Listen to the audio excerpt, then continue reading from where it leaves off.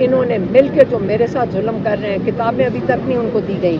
ایک سیل میں آپ 22 گھنٹے بند ہو اور آپ کو کتابیں نہ دی جائیں تو یہ ظلم اس سے زیادہ اور کیا ظلم ہو سکتا ہے. اور انشاءاللہ بچے بالکل عمران خان کے بیٹے سلیمان اور قاسم پاکستان آ رہے ہیں.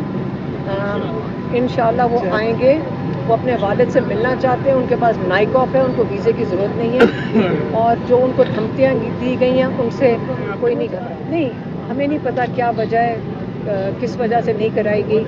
صرف ہمیں یہ پتہ ہے کہ فیملی کو آہستہ آہستہ عمران خان کو مکمل طور پہ مکمل آئسولیشن میں کر دیا گیا ہے.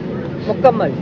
اس وقت عمران خان کے اوپر جو یہ جو جھوٹ بولتا ہے, یہ کیا نام ہے, یہ جو انجم سپرنٹینڈنٹ, یہ جھوٹا انسان ہے.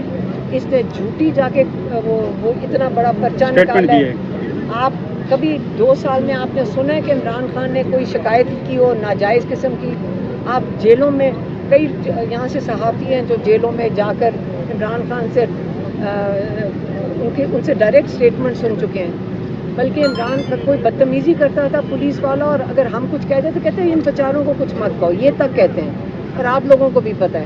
تو عمران خان جب کبھی کسی کے اوپر نہ جھوٹا الزام لگاتے ہیں, لیکن وہ انہوں نے نام لے کے پچھلی دفعہ کہا تھا کہ یہ سپرنٹینڈنٹ انجم اور جو اندر کرنل بیٹھا ہے, انہوں نے مل کے جو میرے ساتھ ظلم کر رہے ہیں. کتابیں ابھی تک نہیں ان کو دی گئی.